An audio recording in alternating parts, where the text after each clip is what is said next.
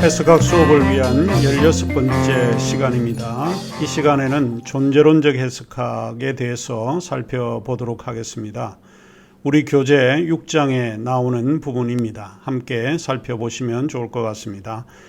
자, 이 시간에 우리들이 살펴보고자 하는 존재론적 해석학은 두 인물에 의해서 전개가 되어 왔고요. 마틴 하이데거라고 하는 분과 한스 게오르그 가다머라고 하는 사람입니다. 두 사람은 철학자이고 해석학 이론에 크게 공헌을 했던 두 사람입니다. 이들이 주장한 해석학 이론은 우리가 보통 부를 때에 존재론적 해석학이라고 말을 하고 있습니다. 일단 존재론이라는 말을 우리가 듣게 되면 공부를 하고 싶지 않은 이런 생각이 들 수도 있습니다. 왜냐하면 상당히 학문적이고 또 사변적인 어떤 내용을 포함하고 있지 않을까라고 하는 두려움이 있기 때문에 존재론이라고 하는 철학적인 이런 개념을 듣게 되면 이제 수업이 재미가 없구나라고 하는 생각을 가지게 될 것 같습니다. 자, 그러면 일단 존재론이라고 하는 이 말의 의미를 먼저 이해하는 것이 좀 필요하지 않을까 생각을 합니다. 철학을 배우거나 입문을 하게 되면 사람들은 존재론 혹은 존재론적이라고 하는 이런 용어를 빈번하게 듣게 되고 또 학문을 하는 사람들은 이와 같은 용어를 자연스럽게 사용을 하고 있습니다. 그렇기 때문에 우리는 이 용어를 정리할 필요가 있지 않을까 생각을 합니다. 존재론이라고 하는 말은 단순히 있다, 우리 영어의 is에 해당이 되는 말입니다. 거기에 책상이 있다, 노트북이 있다, 거기에 스마트폰이 놓여 있다, 책상 위에 볼펜들이 놓여 있다 라고 사용을 하는 그런 일상적인 그런 의미로 이해해 볼 수 있습니다. 그런데 이 존재의 의미가 해석학 이론에서는 텍스트가 있다거나 저자가 존재한다 라고 하는 의미로 사용되는 것이 아닙니다. 하나 기억을 해야 되는 것은 독자가 있다 라고 하는 그런 의미에서 존재론적 해석학이다 라고 이야기를 합니다. 그럼 왜 그런 말이 사용을 했느냐 라고 하는 이야기인데, 왜냐하면 해석이 객관적으로 이해되기 위해서는 두 가지가 필요했죠. 텍스트, 즉 본문이라고 하는 것이 필요했고, 또 하나는 저자가 굉장히 중요했습니다. 독자가 개입이 되면 자의적인 해석이나 주관적인 해석이 개입이 되어서 객관적인 이해에 방해가 될 수 있기 때문에 독자를 오랫동안 배제해 왔다라고 보는 것입니다. 그런데 우연히 우리가 생각을 해볼 때 하나의 이해에 도달하기 위해서 독자가 거기에 존재하고 있구나라고 하는 것을 깨닫게 되었다라고 하는 것입니다. 왜냐하면 해석이라고 할 때 그 해석은 독자가 없이는 존재할 수 없다라고 하는 것을 알게 되었기 때문에 그렇다라고 보는 것이죠. 이제까지는 해석 이론에서 독자가 해석에 지대한 영향을 미친다라고 하는 것을 기대할 수 없었다고 생각을 해볼 수 있는 것입니다.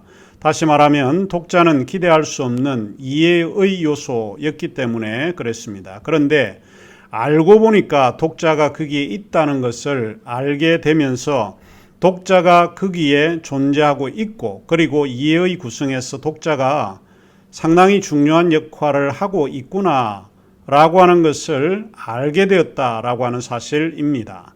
그래서 독자가 존재한다는 이 사실에서 존재론적 해석학이라고 부르고 있습니다. 간단하게 정리를 하자면 존재론적 해석학이라고 할 때 그것은 독자를 이해의 구성에서 결정적인 역할을 이해하게 되었다라고 하는 것으로 받아들이면 될 듯 싶습니다. 자, 그러면 이제 존재론적 해석학에서 우리 두 사람이 결정적이라고 말씀을 드렸는데 하이데거와 가다머라고 하는 두 철학자입니다. 먼저 우리가 하이데거와 그의 철학적 개념들을 살펴보는 것이 필요할 듯합니다. 우리의 교재 그까 있게 해석학 폼나게 풀어보자 라고 하는 책의 6장인데 페이지는 213쪽에서 시작을 하고 있고 하이데거에 관한 그 부분은 페이지 214쪽에서 시작을 하고 있습니다. 밑에서 네 번째 줄부터 시작을 하고 있습니다.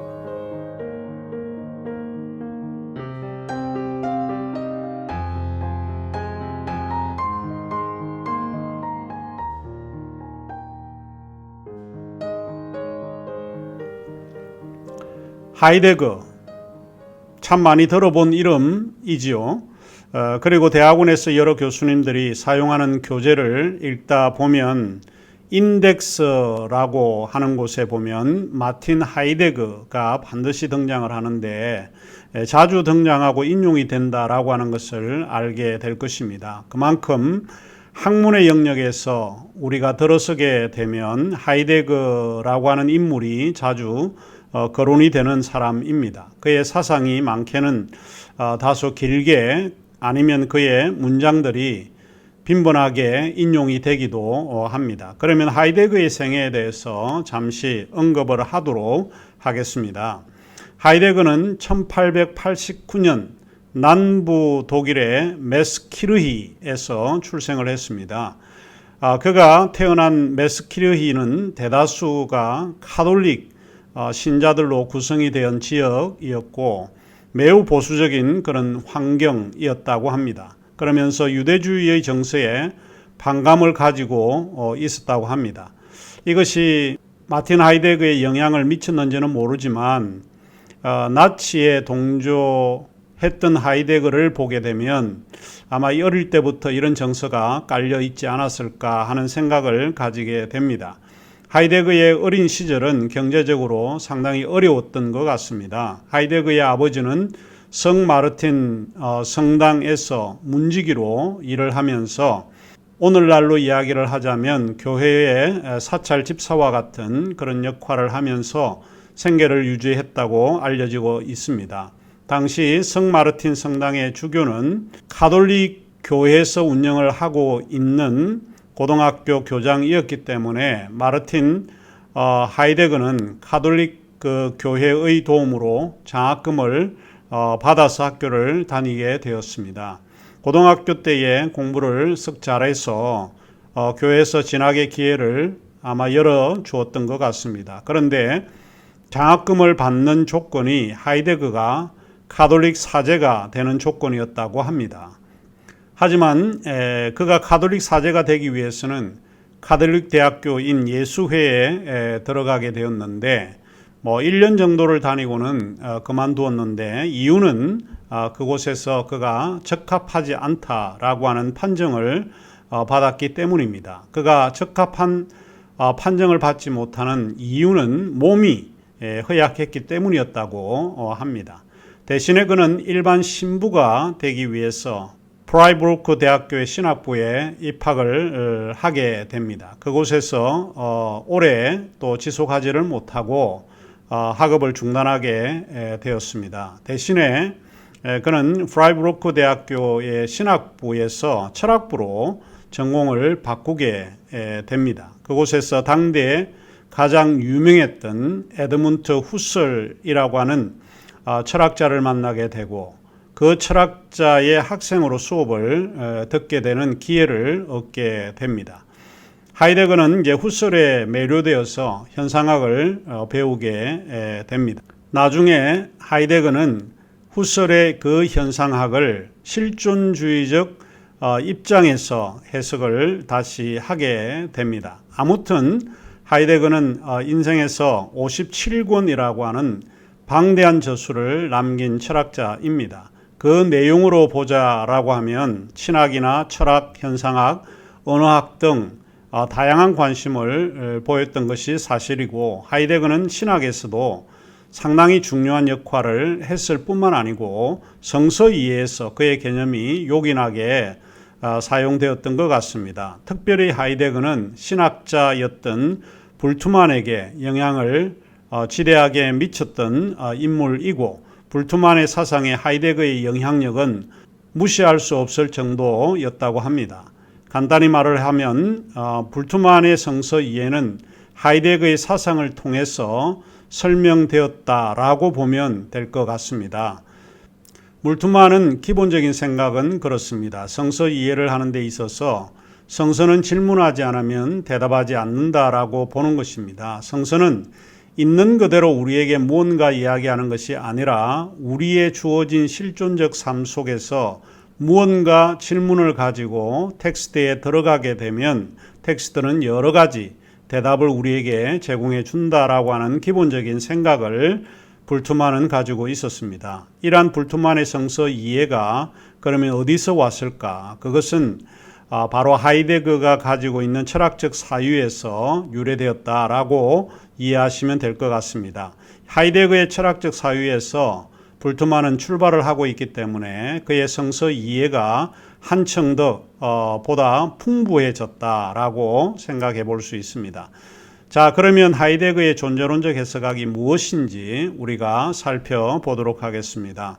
하이데거의 존재론적 해석학을 이해하기 위해서 우리는 두 가지 정도를 생각을 해볼 수 있는데, 하나는 하이데거의 철학적인 그런 개념들을 예비적으로 이해해 볼 필요가 있습니다. 특별히 그의 철학적 개념들 가운데서 인간에 대한 하이데거의 그런 설명을 우리가 살펴볼 필요가 있고, 그 다음에 하이데거가 가장 강조하고 있는 것은 현존재입니다. 존재와 시간이라고 하는 그의 책에서 현존재 개념을 설명하고 있는데, 그 현존재 개념을 우리가 이해를 해야 하이데거가 주장하고 있는 이 존재론적 해석학을 어느 정도 이해해 볼 수 있지 않을까 생각을 합니다. 그의 현존재 개념을 이해할 필요가 있을 것 같은데, 특별히 이제 그의 실존주의적 인간에 대한 이해가 먼저 우리가 살펴보겠습니다. 몇 가지 예비적으로 우리가 알아야 될 필요가 있는데, 우리 교재 216쪽에 나와 있습니다. 간단하게 몇 가지 개념들을 좀 소개해 드리겠습니다. 인간을 이해하지 않고는 존재론적 해석학을 이해하는 것은 좀 불가능하지 않을까 생각을 합니다. 한 네 가지 정도를 가지고 좀 설명을 하자면, 첫째로 하이데거는 인간을 탈존재로 이해합니다. 탈존재, 존재를 극복했다, 넘어섰다, 뭐 이런 뜻으로 정리하시면 될 것 같은데, 탈존재는 글자 그대로 밖으로 나오다라고 하는 뜻을 이야기를 하고 있고, 또한 밖으로 나와 서 있다라고 하는 뜻으로 이해해 볼 수 있습니다. 모든 존재들 중에 인간만이 유일하게 자신의 존재를 극복하려고 노력하는 존재가 인간입니다. 현재의 상태에서 벗어나려고 노력하는 존재가 바로 인간인데, 무엇인가를 극복 또는 초곡하려고 부단히 애쓰는 존재가 인간입니다. 이대로 살 수가 없다. 지금 이렇게 내 자신을 방치하거나 방관할 수 없다 라고 하는 생각하는 그런 존재는 인간이 유일하다라고 하는 것입니다. 그러므로 인간은 바로 이 실존적 상황을 초곡하고 있습니다. 왜냐하면 인간은 탈존재이기 때문에 그렇다라고 하는 것입니다. 둘째로 인간은 시간적 존재입니다. 인간은 무한한 존재가 아니라 요한한 존재, 다시 말을 하자면 시간에 의해서 예속을 받고 있는 존재라고 하는 것입니다. 시간적 존재는 그의 존재론에서 상당히 중요한 개념으로 자리 잡고 있는데, 이는 해석에서 시간적 존재가 제한성을 가지고 있기 때문에 그렇습니다. 문화적으로도 제한적이고 실존적으로도 인간은 제한적입니다. 그리고 우리가 무엇을 생각하거나 행동을 할 때도 그것은 시간에 의해서 예속이 될 수밖에 없다라고 하는 것을 하이데거는 우리에게 가르쳐주고 있습니다. 이것은 해석에서 시간적 존재가 제한성을 가지고 있기 때문에 그렇다라고 보는 것입니다. 우리의 생각, 우리의 문화, 심지어는 우리의 판단, 이해, 이 모든 것들은 한정되어 있기 때문입니다. 왜냐하면 바로 인간이 시간적 존재이기 때문에 그렇다라고 하는 것입니다. 셋째로 인간은 자유로운 존재입니다. 인간은 자유합니다. 무엇을 할 것인지, 어떤 삶을 우리가 경영하면서 살아가야 될 것인지 인간은 스스로 선택하면서 살아가는 존재입니다. 미래는 열려 있고 우리가 무엇을 선택하는가에 따라서 미래가 달라질 수 있고 다른 어떤 의미가 되어질 수 있다라고 하는 것입니다. 인간은 자유롭게 선택하고 결정하는 그런 존재입니다. 그런데 이 자유가 주어졌다라고 하는 의미는 책임이 인간에게 있다라고 하는 뜻입니다. 그러므로 인간은 타인에 의해서 선택해 주는 수동적인 그런 존재가 아니고 자신이 스스로 결정하고 선택하는 능동적인 그런 결정하는 실존적 존재라고 하는 것입니다. 넷째로 인간은 죽음을 향해 가는 존재입니다. 죽음을 향해 가는 존재라고 하는 것은 엄연한 사실입니다. 성경에서 보면 히브리서 저자가 그런 이야기를 합니다. 한 번 죽는 것은 사람에게 정하신 것이요 그 이후에는 심판이 있을 거다. 그렇게 이야기를 했는데 한 번 죽는 것은 사람에게 정했다라고 하는 것은 바로 무엇을 이야기하는가 하면 인간은 죽는 존재라고 하는 이야기입니다. 이미 인간은 죽는다는 것이 결정되어 있다는 것입니다. 생명으로 살아있는 존재는 영원히 살 수 없습니다. 반드시 죽는다라고 하는 것입니다. 그래서 인간은 죽음을 의식하면서 살아가는 존재입니다. 죽음은 피할 수 없습니다. 죽음은 누구에게나 오는 필연적인 그런 현상입니다. 마음씨가 좋은 사람에게도 필연적으로 죽음이라고 하는 것이 임하고 악한 사람에게도 죽음은 필연적이다 라고 보는 것이고 잘생긴 사람에게도 죽음이라고 하는 것은 반드시 오는 것이고 못생긴 사람도 남녀노소를 막론하고 죽음은 필연적이고 언젠가 반드시 오는 현상입니다. 그래서 인간의 실존적 경험은 이 죽음의 엄연한 현실로 인해서 제한적임을 가르쳐 주는 것입니다. 이제 우리는 하이데거의 존재론적 해석학을 반드시 알아야 하는 또 하나의 개념이 있는데 그 개념이 현존재입니다. 현존재는 해석의 정초를 구성하는 개념입니다. 존재론적 해석학은 우리 앞에서 이야기를 했듯이 독자가 중요하다라고 말씀했습니다. 그런데 그 독자는 인간이라고 하는 이야기입니다. 그런데 인간을 조금 더 해석의 그런 근거에서 하이데거가 설명하고 있는 것이 무엇인가 하면 바로 인간은 현존재의 구조 속에 있다라고 하는 이야기입니다. 그러면 우리가 현존재, 다자인이라고 하는 독일말로 그 현존재를 이해해 볼 필요가 있습니다. 현존재 구조를 이해하는 것이 존재론적 해석학을 위해서 가장 필요한 요소다라고 하는 이야기입니다. 이제 그러기 때문에 우선 그가 평생을 통해서 탐구해 온 이 현존재, 다자인의 개념을 살펴볼 필요가 있는 것입니다. 현존재의 구조는 하이데거에게 있어서 매우 중요한 개념이고 이 개념이 이의 기술을 강조하는 존재론적 해석학에 영향을 미치게 됩니다. 그러면 우리가 다음 시간에 이 현존재, 하이데거의 현존재 개념을 다시 살펴보도록 하겠습니다.